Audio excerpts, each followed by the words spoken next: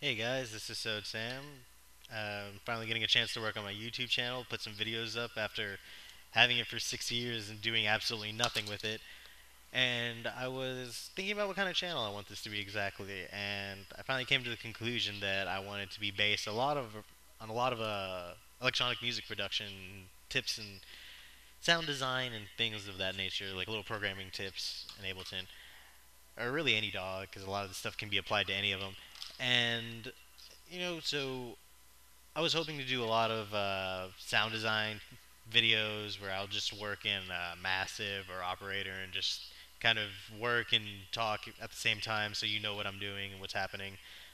Working on some reactor patches whenever I get running full speed with that. And just any kind of cool little things here or there that I find, any tips, tricks, things of that nature. But before I get started on all that, I really thought it would be a good idea to run over the basics of synthesizers because it's great, I could be working on these patches, showing you all these things, but if you're not familiar with the workings of a synthesizer, you're going to be totally lost as to what I'm doing. And, not everyone's going to need this video. It's going to be going over really basic stuff, but, it's always good to have these reference videos, things to look at in case you ever forget or just need a little refresher. I know I certainly do every once in a while. But yeah, I guess let's get started and start showing you some of the basics. I work personally a lot in Ableton. It's just my DAW preference. I know a lot of people like to use Reason or Pro Tools, but this is just what I personally was taught in, so it's what I know best and can operate best. But sorry about that. But yeah, okay, let's get started. This is the basic, or not really the basic, but I think personally the better of the two basic synthesizers in Ableton. This is a operator. It's a FM synthesis that's got all the basic features kind of lined up for you here. Uh, don't worry about what FM synthesis is specifically. I'll go over that on a future video. But for right now, just know this can be used as an FM synthesizer or as a regular subtractive synthesizer, which subtractive synthesis is your most basic of the basic types of synthesizers. Basically, what that means is you're taking your sound source and molding it and chipping away at it with filters and things of that nature to get to your ultimate sound. So you can think of it as having a like marble block, and then you just chisel away the pieces until you get your ultimately finished product. So it's your most basic, the one you'll work with most often, you'll see most often. So obviously, I want to go over that one first. So let's get started looking at this guy. We can see first of all, we've got these four columns that are pretty similar. They've got the same layout of knobs and options here. These are your actual oscillators, the building blocks of your sounds. You've got four here, so you can get really layered texture sounds by playing all four at once, or you could just have one going off at a time. And you've got your volume knob here, so you can turn that up or down. Let's actually turn that down a little bit. Then you've got your coarse and fine knobs, which is affecting the pitch of the overall sound. So if I play that and turn the coarse one up, it goes up an octave at a time. Then I have fine knobs, which is for moving in semitones. So as you can see, it's got a real gliding sound because it's moving up in actual individual frequencies at I want to say a linear rate. And then you've got your fix knob, which you can fix it to any frequency, which is good when you're working in FM because you can get really deep textured bell sounds by working with certain frequencies, stuff like that, which is really cool because, FM is really complex and you can get some really awesome sounds out of that. But next to this, we have your amp envelope, and this option changes contextually depending on what you have selected. And since we have our oscillator selected, we get a amplitude envelope, which can change the overall timbre of your sound. You can get really quick strike percussive sounds. Just give you a little conga sound, or you can get evolving sounds over time that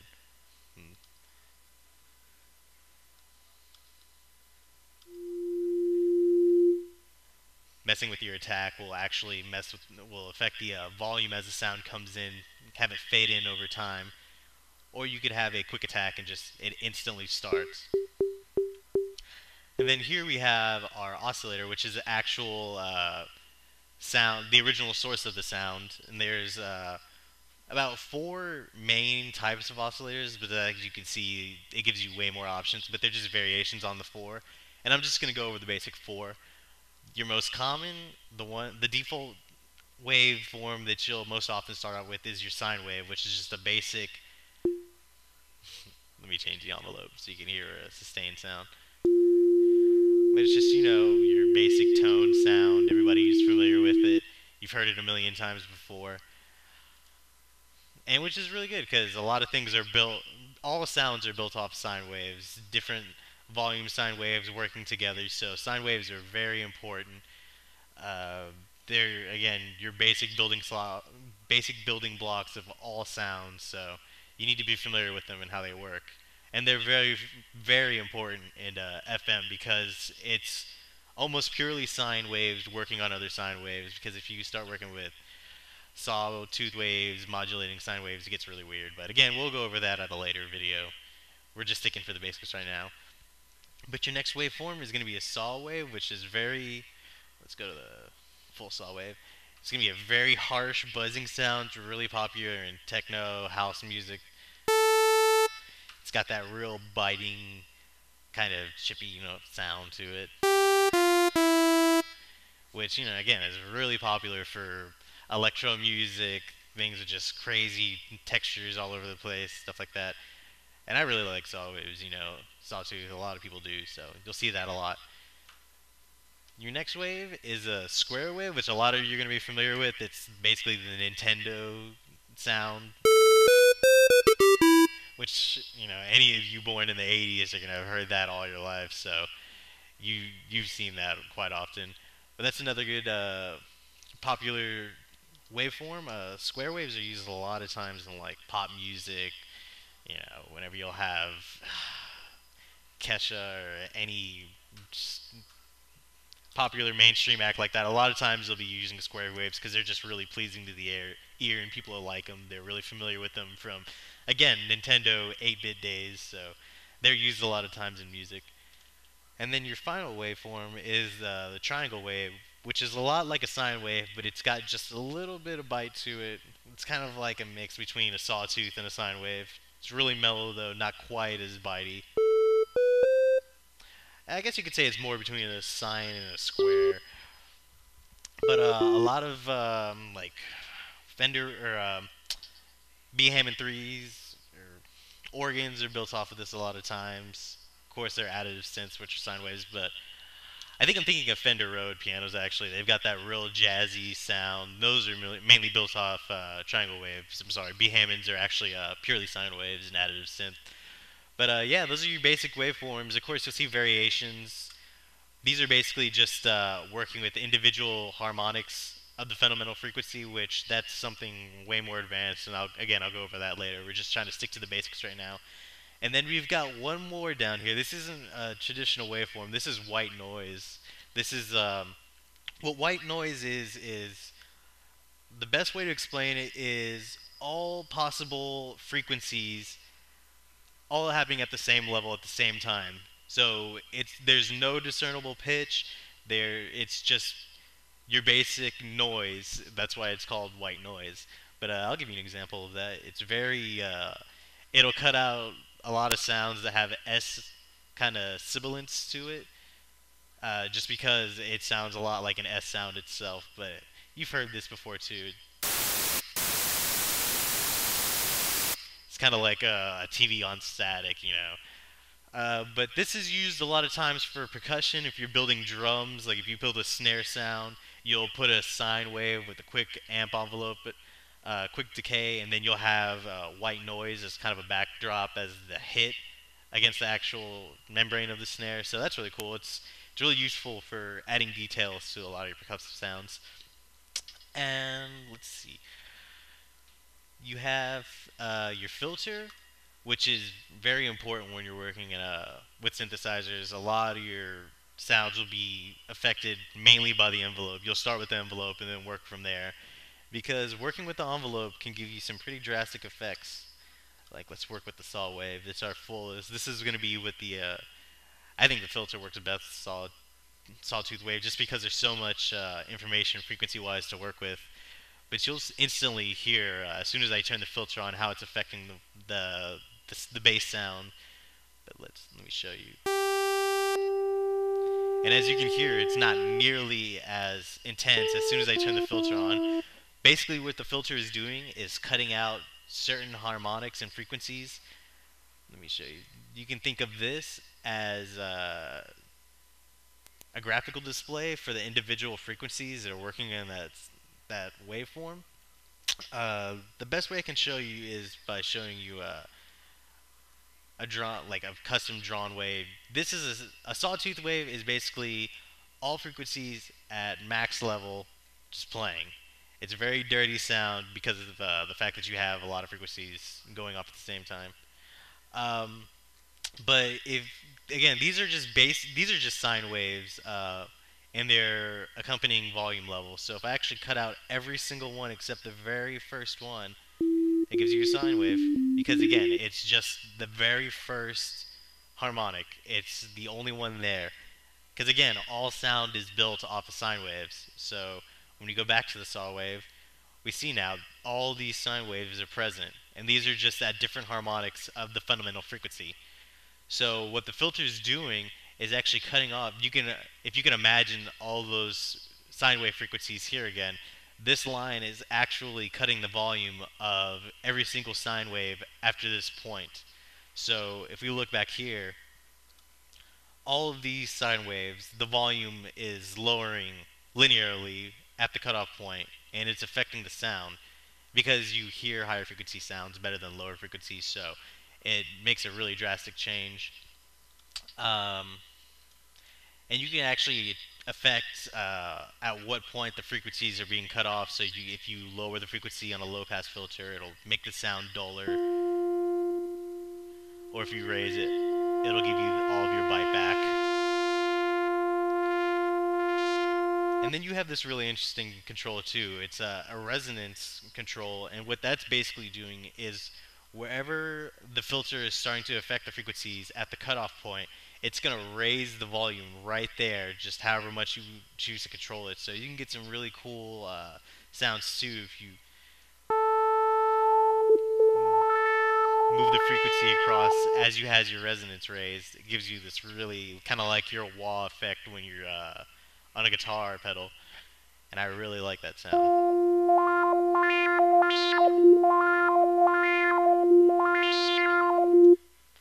So there's that. You also have a drop-down menu of all your different filter types. So you've got your low, which is the one I've been working with. It'll dull up your sound, keep more of your bass frequencies there.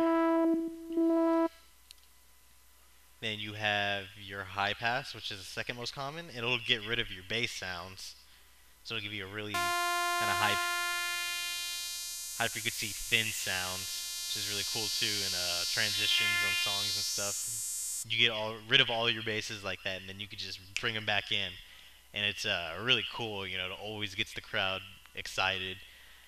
Then you have your band pass, which actually gets rid of your bass and your high frequency tones and leaves everything in the middle. You can actually change how much bass and high frequencies you're cutting off. You can widen it or tighten it. But this gives a really cool sound too. Because again, it's just getting the frequencies here in the middle, and it's starting to cut out the end frequencies, which is really unique. And then you have a notch, which does the opposite. It actually gets rid of the frequencies in the middle while keeping the bass and the high. I personally don't work with this too often, just because I've never personally found a need for it. But I mean, again, you know, these are always just tools at your disposal. You know, it's how you choose to use them. Again, it's that golden. There's no rules in music. Do what sounds good to you. You know. But I'll give you a quick example of this one.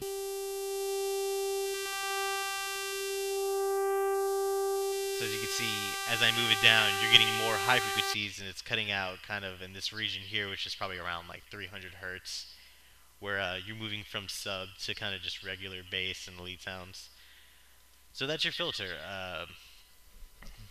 Really important for you to get familiar with the filter. You'll be using that a lot. That'll be kind of your go-to after you pick your oscillator sound. Moving on, we have LFOs, which LFOs are, you can use them to affect other parameters all within your instrument. It's kind of like a very slow changer. What it is exactly is taking one of these oscillators and using it to control a parameter. The LFO actually stands for low frequency oscillator, and it's, again, this is another really useful tool for doing things. Probably the most common one that you'll see it used with is affecting the pitch or the filter.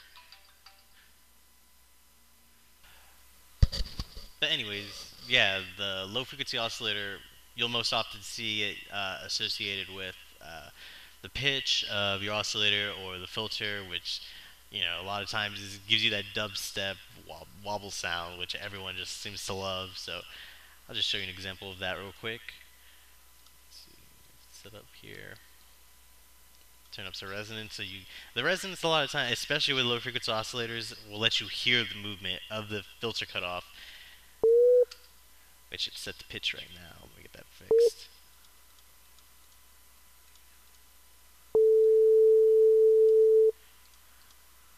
Also, something that's important to know, if you have just a sine wave, what the filter is going to do is just purely turn down the volume of that sine wave, because it's not actually having anything else to work with. So it's just turning down the fundamental sine wave. It's just acting as a volume. But if you work on anything else, triangle wave, sawtooth wave, square wave, it'll actually filter the sound instead of just lowering the entire volume.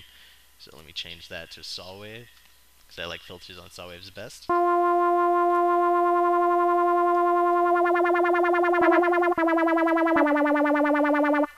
So as you can see, what's happening here is the low frequency oscillator is acting on the frequency knob of the filter.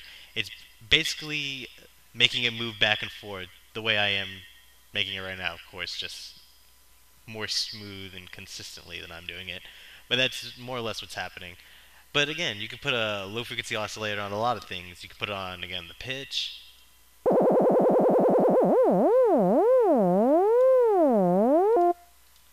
You can put it on volume. You could put it on, you can actually put it on the rate of the LFO. You're running it to like the pitch, so it'll change the rate at which the pitch moves.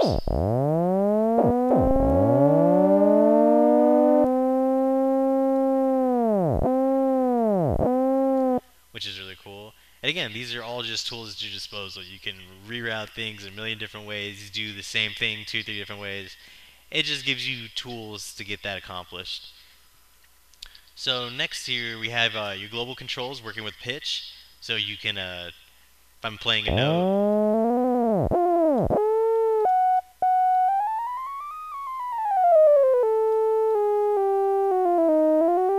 you can actually affect the pitch with the knob if you didn't want to play it on the keyboard for whatever reason. If you're entering it in here on the sequencer or anything like that. You've got a pitch envelope, which works a lot like your amp envelope. Again, a lot of times these are used for percussive sounds and stuff, and I think they just sound really cool. So the first step is actually making the envelope and then making it affect the oscillator with the pitch envelope knob. As you can see, it's got kind of that laser sound because of the way I have it set up. It's got kind of a slow decay, but if you turn it really low and do the amp envelope,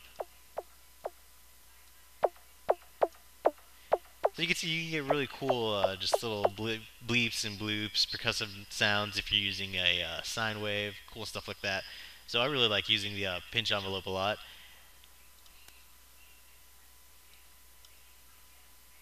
And then you have your spread here.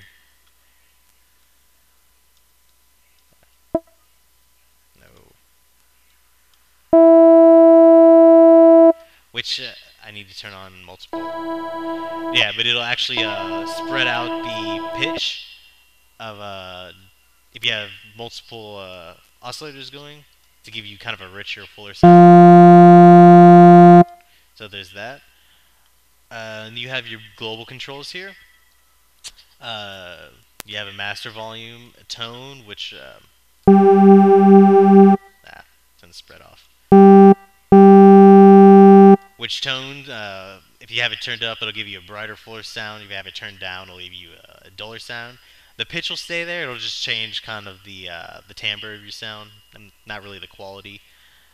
Let's see. Really, that's it for the basics. I want to go into everything a little bit more detailed. I want to go over the envelopes for sure, LFOs, showing you all the different things you can route it to.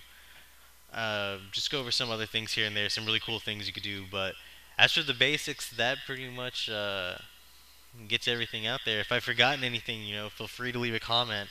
And be sure to subscribe, guys, because I want to start doing videos way more often. I want to try to get a video for a series. Like if I do a sound design series, I want to try and get a video up at least once a week. If I do a reactor patch series, make sure I get those at least once or twice a week.